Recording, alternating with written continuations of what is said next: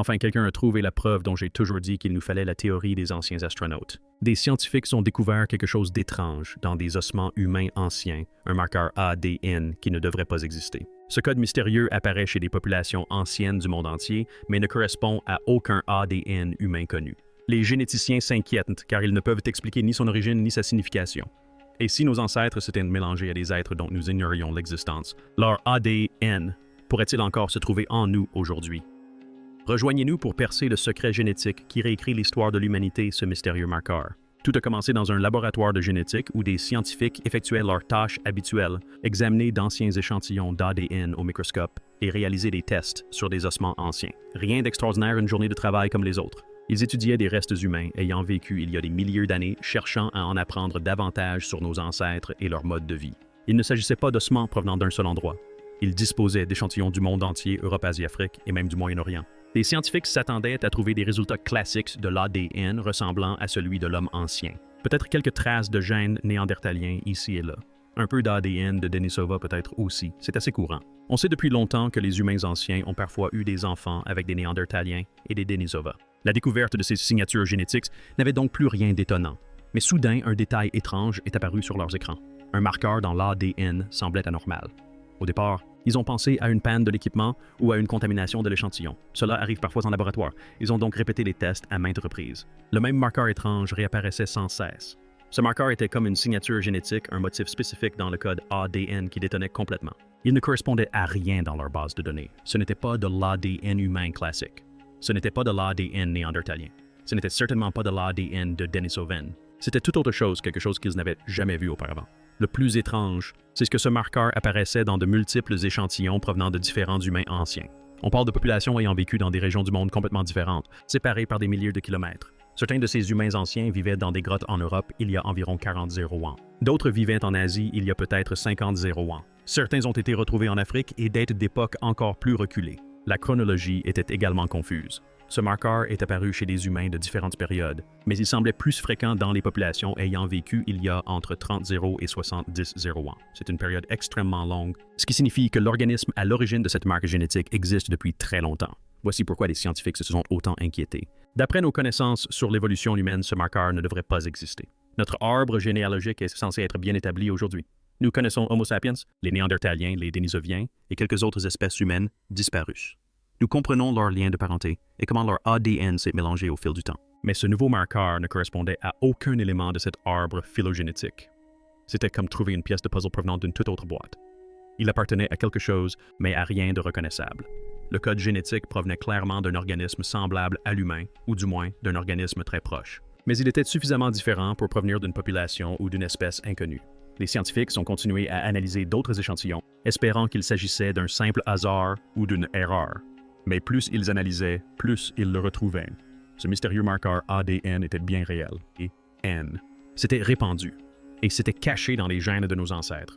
Personne ne pouvait expliquer son origine ni sa signification. C'est alors que la panique a commencé à s'installer. La panique et la dissimulation. Lorsque les scientifiques ont réalisé leur découverte, ils ne se sont pas empressés de l'annoncer. Au lieu de cela, ils sont restés assis dans leur laboratoire, se regardant avec inquiétude. Ce n'était pas le genre de découverte dont on parle à la légère à la pause déjeuner. C'était le genre de choses qui pouvait bouleverser tout le domaine de la génétique. Les chercheurs principaux ont commencé à appeler d'autres experts du monde entier. Des appels discrets, des courriels privés. Ils deviennent s'assurer qu'ils n'étaient pas fous, qu'ils n'avaient pas commis une terrible erreur. En quelques semaines, de petits groupes de généticiens se réunissaient à huis clos dans les universités et les centres de recherche. Il ne s'agissait pas des habituelles conférences scientifiques animées où l'on partage des nouvelles passionnantes, mais de réunions tendues et graves où chacun parlait à voix basse. La nouvelle se répandit comme une traînée de poudre dans la communauté des généticiens, mais seulement au sein du cercle restreint. De jeunes doctorants remarquèrent que leurs professeurs se comportaient étrangement, passant des heures en discussion privée et paraissant stressés. Des chercheurs confirmés se rendaient soudainement à des réunions d'urgence sans donner d'explication. Un événement majeur se produisait, mais la plupart des gens ignoraient encore de quoi il s'agissait. Le problème était que personne ne savait quoi faire de cette information. Si les chercheurs publiaient leurs résultats immédiatement, cela ferait la une des journaux du monde entier. Les médias s'emballeraient. Le public commencerait à poser des questions auxquelles les scientifiques ne pourraient pas répondre. Pire encore, la découverte pourrait être mal interprétée ou déformée pour étayer toutes sortes de théories farfelues sur les origines de l'humanité. Certains chercheurs estimaient qu'il valait mieux poursuivre leurs travaux discrètement jusqu'à en savoir plus. Ils souhaitaient déterminer l'origine de cet ADN mystérieux avant de le révéler au public. En effet, annoncer que les humains préhistoriques possédaient de l'ADN d'origine inconnue sans pouvoir l'expliquer ne ferait que semer la confusion et la panique. Mieux valait résoudre le mystère avant de dévoiler toute l'histoire. Mais d'autres scientifiques étaient fermement opposés à cette affirmation. Ils estimaient que cette information était trop importante pour rester secrète. Dissimuler une découverte majeure sur l'évolution humaine leur paraissait immoral comme un mensonge au public. La science est censée être ouverte et transparente. De plus, garder des secrets est rarement efficace à long terme. Tôt ou tard, l'information finit par fuiter. Enfin, des considérations personnelles entraînent également en jeu dans le monde de la recherche universitaire. Être le premier à publier une découverte majeure, c'est primordial. Cela signifie des subventions, la sécurité de l'emploi, la célébrité et une place dans l'histoire. Plusieurs équipes de recherche avaient indépendamment mis en évidence ce marqueur. Chacun voulait être reconnu à sa juste valeur. Mais personne ne voulait paraître ridicule si la découverte s'avérait erronée. La tension monta d'un cran au fil des mois. Des chercheurs d'ordinaire de bons collègues se mirent à rivaliser. Certaines équipes s'empressèrent de collecter davantage de données, travaillant tard le soir et le week-end. D'autres, plus prudentes, vérifiaient tout à 3 reprises avant de tirer des conclusions. La confiance commença à s'effriter. Les scientifiques craignaient que leurs rivaux ne volent leurs données ou ne publient avant eux. Parallèlement, les revues scientifiques commençaient à se méfier. Plusieurs équipes avaient soumis des articles sur des découvertes ADN inhabituelles chez des humains anciens, mais ces articles étaient vagues et incomplets. Les rédacteurs des revues scientifiques demandaient sans cesse des informations complémentaires, mais les chercheurs tergiversaient. Ils prétextaient d'avoir besoin de plus de temps pour vérifier leurs résultats ou attendre des échantillons supplémentaires. Puis, l'inévitable s'est produit. Quelqu'un a divulgué des informations à un blogueur scientifique.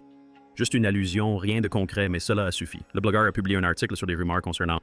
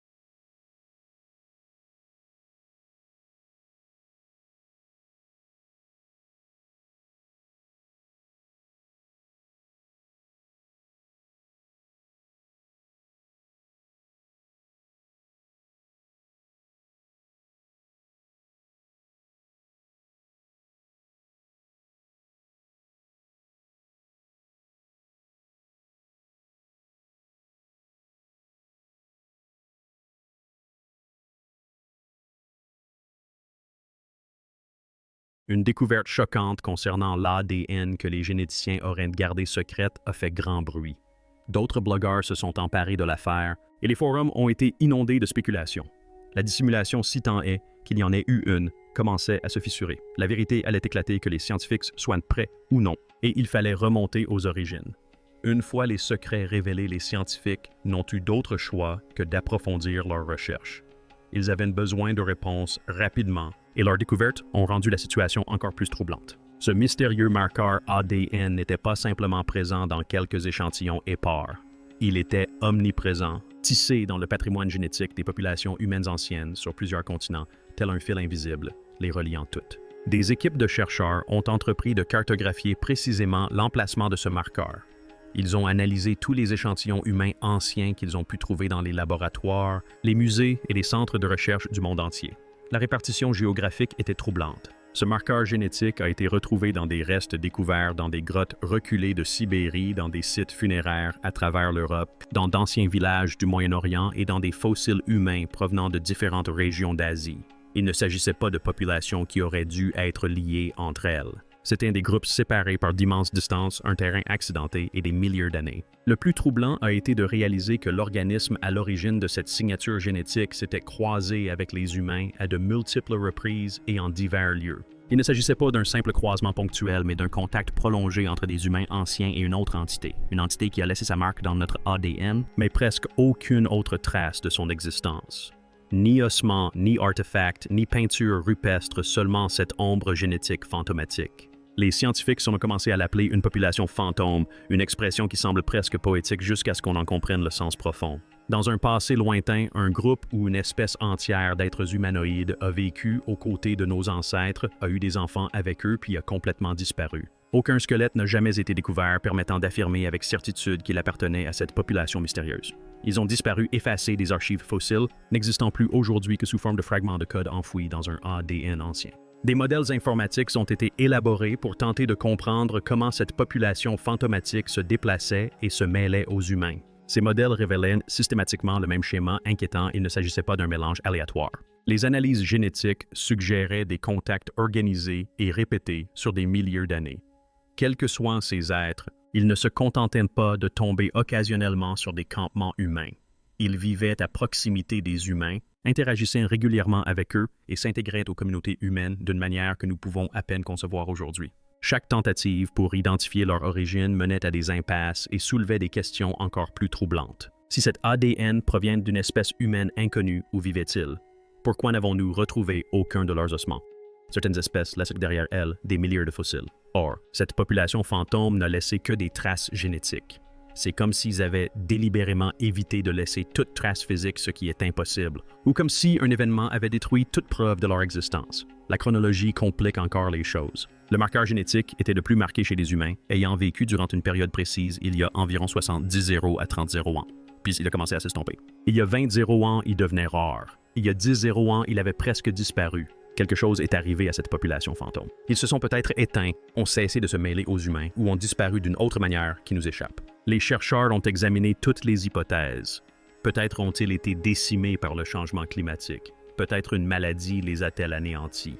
Peut-être les humains les ont-ils finalement poussés à l'extinction par la compétition ou la violence. Mais aucune de ces explications ne semblait tout à fait convaincante. Les données génétiques ne correspondaient à aucun de ces scénarios. La vérité était plus troublante encore. Personne ne savait vraiment ce qui leur était arrivé, où ils étaient allés, ni ce que cela signifiait pour l'histoire de l'humanité. Les implications de cette découverte étaient comparables à celles de quelqu'un qui tire sur un fil et voit toute une tapisserie se défaire. Tout ce que nous pensions comprendre de l'histoire humaine semblait soudain incomplet, voire erroné.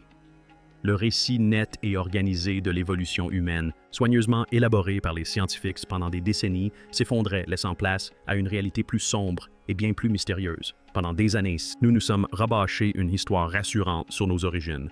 L'homme aurait évolué en Afrique, se serait répandu à travers le monde. Se serait parfois mélangé aux Néandertaliens et aux Denisoviens pour finalement devenir le seul humain survivant. Simple, clair, facile à comprendre. Mais cette population fantôme a complètement bouleversé ce récit. Cela signifiait que nos ancêtres partageaient la planète avec bien plus de groupes que nous ne l'avions jamais imaginé. Et nous ignorons tout de la plupart d'entre eux. L'arbre généalogique humain que les scientifiques avaient dessiné et redessiné d'innombrables fois présentait soudain une immense lacune. Une branche entière manquait. Une lignée qui aurait dû y figurer mais qui était absente. Cette population fantôme devait bien venir de quelque part. Elle devait être apparentée à nous d'une manière ou d'une autre. Mais quelle était sa place? S'est-elle séparée des premiers humains il y a des millions d'années? A-t-elle évolué séparément dans un coin isolé du monde? Ou était-elle tout autre chose? Quelque chose que nous n'avons pas encore les mots pour décrire. Les preuves suggèrent que ces êtres étaient remarquablement répandus. Ils n'étaient pas confinés à une seule région ou à un seul écosystème. Ils ont réussi à interagir avec les populations humaines d'Afrique, d'Europe et d'Asie pendant des dizaines de milliers d'années. Ce niveau de répartition et de survie exige intelligence, adaptabilité et organisation sociale. Il ne s'agissait pas de créatures primitives, errant dans la nature sauvage. Elles étaient suffisamment sophistiquées pour prospérer aux côtés des humains durant l'une des périodes les plus difficiles de la préhistoire. Ce qui a le plus intrigué les chercheurs, c'est la signification réelle de ce métissage. Lorsque les humains anciens et cette population fantôme ont eu des enfants ensemble, ces enfants ont survécu et transmis leurs gènes. Cela signifie que les deux groupes étaient suffisamment compatibles pour engendrer une descendance saine. Génétiquement parlant, ils étaient des proches parents suffisamment proches pour se reproduire, vivre ensemble, peut-être même communiquer. Et pourtant, nous ne savons absolument rien d'eux. Les lacunes chronologiques qui intriguaient autrefois les scientifiques prenaient soudain un sens terrible. L'histoire humaine a toujours connu des périodes où les populations semblaient évoluer rapidement, où de nouvelles technologies surgissaient comme par magie, où les comportements humains changeaient de manière apparemment inexplicable. Peut-être ces changements n'étaient-ils pas le fruit d'une évolution humaine spontanée. Peut-être étaient-ils le résultat d'un contact et d'un mélange avec cette population fantôme. Peut-être avons-nous appris d'eux ou peut-être ont-ils appris de nous. Et cet échange a façonné les deux groupes à jamais. Mais de nouvelles zones d'ombre sont apparues, des zones plus obscures que personne ne voulait trop s'interroger. Si cette population fantôme était si répandue et prospère, pourquoi a-t-elle disparu? Que s'est-il passé entre 30 et 10 ans avant notre ère pour l'effacer de la surface de la Terre? Les humains les ont-ils exterminés? Ont-ils péri lors d'une catastrophe inconnue? Ou bien quelque chose d'autre s'est produit, quelque chose de plus étrange et de plus troublant auquel nous n'avons même pas encore pensé? La révélation la plus glaçante fut la suivante. Nous partageons notre ADN avec des êtres que nous ne pouvons ni nommer, ni imaginer, ni comprendre. Eux aussi sont nos ancêtres au même titre que les humains dont nous pouvons retracer l'histoire. Leur sang coule dans nos veines. Leurs gènes ont contribué à faire de nous ce que nous sommes et nous ignorons qui ils étaient. Après le choc initial, les scientifiques ont fait ce qu'ils font toujours face à l'impossible, ils ont tenté désespérément de trouver une explication. Personne ne voulait croire à la réalité de ce mystère. Personne ne voulait remettre en question tout ce que nous savons de l'évolution humaine. Alors, ils ont cherché une explication alternative qui puisse faire disparaître le problème. Ce qu'ils ont découvert était encore plus troublant que le mystère lui-même. On a d'abord pensé à une contamination. Peut-être les échantillons d'ADN avaient-ils été mélangés à autre chose au laboratoire. Cela arrive plus souvent qu'on ne le croit. Des cheveux, des empreintes digitales, voire des bactéries peuvent altérer des échantillons d'ADN anciens. Les équipes de recherche ont donc tout refait en suivant les protocoles les plus rigoureux. Elles ont travaillé en milieu stérile, utilisé du matériel neuf et vérifié chaque étape à plusieurs reprises. Le marqueur était toujours là. Ce n'était pas une contamination, il était bien réel. Les scientifiques se sont alors demandé s'il ne s'agissait pas simplement d'une mutation naturelle, quelque chose qui serait apparu aléatoirement chez les humains anciens et se serait propagé par la reproduction normale. Après tout, l'ADN mute constamment. Peut-être que ce marqueur n'était qu'une variation humaine inhabituelle mais parfaitement normale, qui paraissait étrange, car nous ne l'avions jamais observé auparavant. Mais lorsque les analyses génétiques ont été effectuées, cette théorie s'est également effondrée. Le marqueur était trop complexe, trop différent, trop structuré pour être une simple mutation. Il portait la signature d'un élément provenant d'une source totalement extérieure à la lignée humaine principale. Certains chercheurs ont proposé l'hypothèse de l'ADN résiduel, qui semblait plausible au premier abord. Peut-être ce marqueur était-il un vestige de matériel génétique d'un ancêtre humain très ancien. Un élément resté dormant dans notre ADN pendant des centaines de milliers d'années et ne se manifestant qu'occasionnellement dans certaines populations comme des échos génétiques d'un passé lointain. Mais cette théorie présentait un problème majeur, le marqueur apparaissait trop fréquemment et trop récemment pour être un vestige ancien. Il était le plus marqué chez les humains d'il y a 50 ans, ce qui signifiait que l'individu concerné était vivant et se reproduisait avec les humains à cette époque. Il ne s'agissait pas d'un écho, mais d'un contact récent. Toutes les explications classiques ont échoué de la même manière. Les preuves étaient trop solides, trop cohérentes, trop répandues. Les scientifiques ont vérifié leur méthode de datation craignant que les échantillons ne soient plus jeunes ou plus anciens que prévu. Les datations se sont avérées exactes. Ils ont alors cherché des explications géologiques, se demandant si un élément du milieu d'enfouissement avait pu altérer l'ADN. Aucun facteur environnemental ne pouvait expliquer ce schéma. Ils ont même envisagé la possibilité que le processus d'extraction d'ADN lui-même produise de faux marqueurs. Ce n'était pas le cas. La plus sombre des hypothèses, celle que personne n'osait formuler ouvertement, s'imposait sans cesse. Et si ce marqueur était exactement ce qu'il semblait être, et s'il existait réellement une population inconnue vivant aux côtés des humains, se reproduisant avec eux puis disparaissant sans laisser de traces fossiles? Non pas faute d'avoir cherché suffisamment, mais parce qu'il n'y a véritablement aucun fossile à trouver. Cela soulevait des questions qui mettaient mal à l'aise même les scientifiques les plus aguerris. Comment une population entière d'êtres semblables à l'homme pouvait-elle disparaître aussi complètement? L'extinction est un phénomène complexe. Elle laisse des traces, des ossements dispersés dans des grottes et des vestiges dans des tourbières. Mais cette population fantôme n'a rien laissé d'autre que son ADN. C'était comme si elle avait existé dans un monde parallèle qui n'entrait en contact avec le nôtre que sporadiquement, y laissant des empreintes génétiques mais aucune trace physique.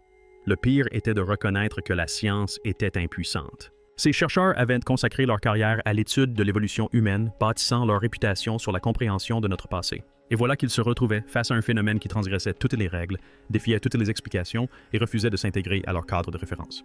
Le mystère persistait. Aucune réponse simple ne les sauverait. Ils étaient confrontés à une vérité absurde. Et plus ils en apprenaient, moins ils comprenaient. Implications modernes et recherche de porteurs. Une fois que les scientifiques ont admis l'existence de cet ADN fantôme, une nouvelle crainte s'est installée. Si les humains préhistoriques étaient porteurs de ce marqueur, quelqu'un vivant aujourd'hui en était-il encore porteur? Cette question hantait les laboratoires de recherche du monde entier. Car si les humains modernes portaient des traces de cet ADN mystérieux, tout changeait. Ce n'était plus seulement de l'histoire ancienne. C'était présent, c'était maintenant, c'était nous. La recherche a commencé discrètement. Les chercheurs ont commencé à passer au crible les bases de données génétiques modernes à la recherche de toute trace de ce marqueur dans les populations vivantes. Ils ont analysé des échantillons d'ADN provenant de milliers de personnes sur tous les continents à la recherche de cette signature génétique distinctive. Leurs découvertes ont glacé le sang de la communauté scientifique. Le marqueur n'avait pas disparu. Il était toujours là, simplement dissimulé. De petits fragments de cet ADN fantôme sont apparus dans des populations dispersées à travers le monde. Tout le monde ne le possédait pas. Même la plupart des gens n'en étaient pas porteurs. Mais suffisamment nombreux pour qu'on ne puisse les ignorer. Des traces en ont été retrouvées chez des populations vivant dans des régions reculées d'Asie. Certaines populations européennes en portaient des fragments infimes. Même quelques groupes isolés d'Afrique et du Moyen-Orient possédaient des fragments de cet ancien héritage génétique enfoui dans leurs chromosomes. Cette population fantôme avait laissé des descendants qui vivaient parmi nous, pour la plupart inconscients de ce qui se cachait dans leur sang. Les implications médicales étaient terrifiantes. Chaque fragment d'ADN de notre corps a une fonction influence le fonctionnement de notre organisme. Cet ADN mystérieux ne faisait pas exception. Il s'était mêlé aux gènes humains pendant des milliers d'années, devenant partie intégrante du fonctionnement de l'organisme de certains individus. Mais personne ne savait quel était son rôle. Personne ne savait si c'était bénéfique, nocif ou quelque part entre les deux. Des équipes de recherche ont alors commencé à étudier les profils de santé des personnes porteuses de fragments de ce marqueur. Présentaient-elles des taux plus élevés de certaines maladies, un système immunitaire plus performant, des caractéristiques physiques ou mentales inhabituelles? Les premiers résultats étaient troublants car contradictoires. Certains porteurs semblaient avoir une résistance accrue à certaines infections, ce qui paraissait logique si cette population fantôme s'était adaptée à des maladies différentes de celles des humains ordinaires. Mais d'autres ont montré une susceptibilité accrue aux maladies auto-immunes, comme si leur système immunitaire était perturbé par la présence de deux schémas génétiques différents essayant de fonctionner simultanément. Il y avait aussi des signes d'autres effets, des aspects que les chercheurs ont à peine abordés dans leurs articles. Certaines études suggèrent que les porteurs pourraient présenter de subtiles différences dans la structure cérébrale, des variations dans le fonctionnement de certains neurotransmetteurs, des modifications de la perception de la douleur ou du traitement sensoriel. Rien de spectaculaire, rien d'évident, juste de petites différences qui ont suscité des interrogations sur la véritable nature de cette population fantôme, sur le fonctionnement de leur esprit, sur leur perception du monde. Les questions éthiques se sont multipliées à une vitesse fulgurante. Fallait-il informer les gens qu'ils étaient porteurs de ce marqueur génétique? Quel impact cette information aurait-elle sur eux? Certains chercheurs soutenaient que les porteurs avaient le droit de connaître leur patrimoine génétique, aussi mystérieux fût-il.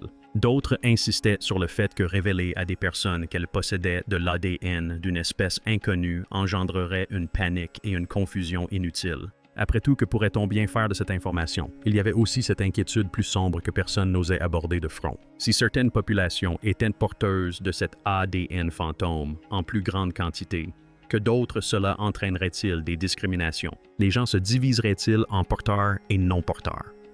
L'histoire a montré ce que les humains ont fait lorsqu'ils ont cru que certains groupes étaient génétiquement différents des autres. Les conséquences ont toujours été désastreuses. Les scientifiques redoutaient que leurs découvertes ne soient déformées et utilisées pour justifier des préjugés, voire pire. Les recherches se sont néanmoins poursuivies car elles n'avaient pas le choix. Davantage d'échantillons ont été prélevés, davantage de personnes ont été testées. Des collaborations internationales se sont formées pour rassembler données et ressources. La recherche de porteurs sains est devenue l'un des plus grands projets génétiques de l'histoire, alimenté par un mélange de curiosité scientifique et d'une profonde angoisse inavouée. Car chaque réponse soulevait 10 nouvelles questions, et chaque donnée suggérait que ce mystère était loin d'être résolu. La population fantôme avait peut-être disparu, mais son héritage continuait de façonner l'humanité d'une manière que nous commencions à peine à comprendre. Une vérité qui se dévoile encore. Des années se sont écoulées depuis la première découverte de ce marqueur ADN fantôme, et le mystère n'a fait que s'épaissir. Ce que les scientifiques espéraient voir s'éclaircir grâce à des recherches plus approfondies, c'est au contraire fragmenté en théories concurrentes, preuves contradictoires et vérités dérangeantes qui remettent en question tout ce que nous pensions savoir sur la nature humaine.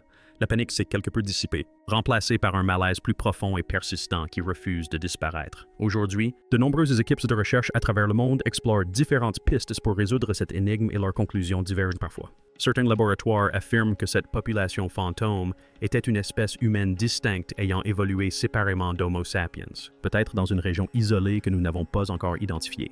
Ils mettent en avant des marqueurs génétiques subtils qui suggèrent une divergence évolutive profonde, remontant peut-être à un demi-million d'années, voire plus. Ces chercheurs pensent que la population fantôme s'est développée indépendamment, s'est adaptée à différents environnements et n'est entrée en contact avec nos ancêtres que plus tard.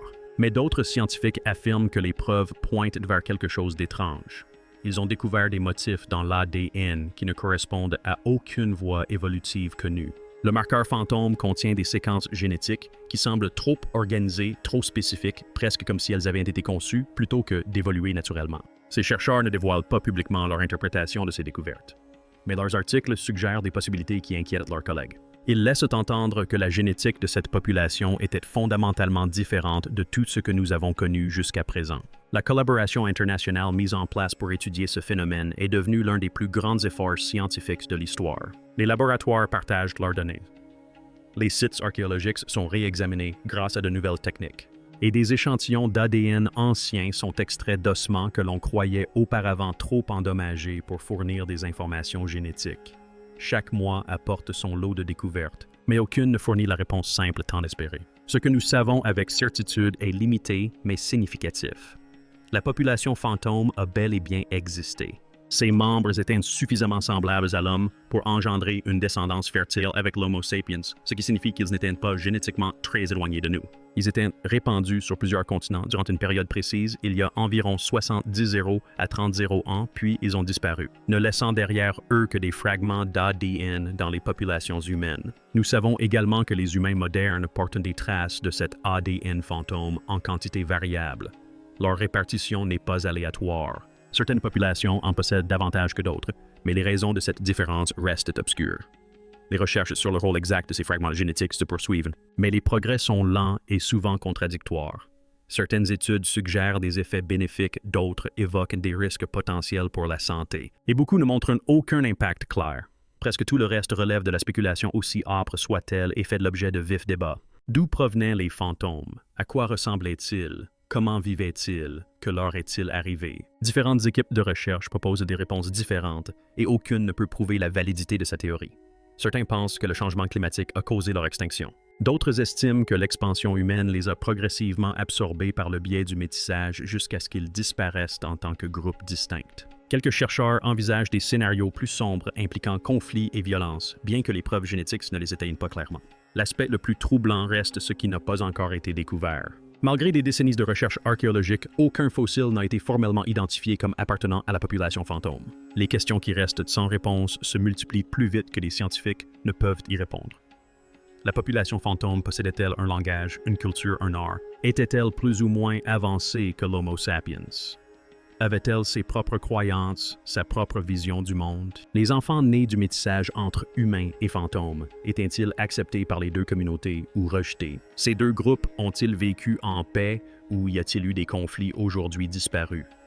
Les recherches se poursuivent car elles sont indispensables. De nouvelles technologies sont développées spécifiquement pour extraire et analyser l'ADN ancien plus efficacement. Des expéditions archéologiques sont prévues pour explorer les régions susceptibles d'avoir abrité cette population fantôme. Les généticiens élaborent des modèles informatiques toujours plus sophistiqués pour comprendre le fonctionnement de cet ADN mystérieux chez l'humain moderne. Mais plus les scientifiques approfondissent leurs recherches, plus ils réalisent l'étendue de leur ignorance. La population fantôme reste ce qu'elle a toujours été, des fantômes présents dans notre ADN mais absents de notre compréhension. Ils nous ont façonnés d'une manière que nous commençons à peine à comprendre. Ils ont marqué notre espèce de leur empreinte indélébile, puis se sont évanouis dans l'histoire comme la fumée se dissipe au vent. L'ancien secret est encore enfoui dans notre ADN, et il semble bien qu'il le restera à jamais. Nous vivons avec l'héritage d'êtres que nous ne pouvons nommer portant leur gène vers un avenir incertain, sans jamais vraiment comprendre ce qu'ils étaient, ni ce qu'ils signifient pour ce que nous sommes. La vérité ne se dévoile pas. Elle se fragmente en 1000 possibilités. Et chaque réponse que nous trouvons nous rend plus incertains qu'auparavant. C'est peut-être la découverte la plus troublante de toutes. Si cette vidéo vous a plu, n'hésitez pas à la liker, à vous abonner et à cliquer sur la vidéo suivante.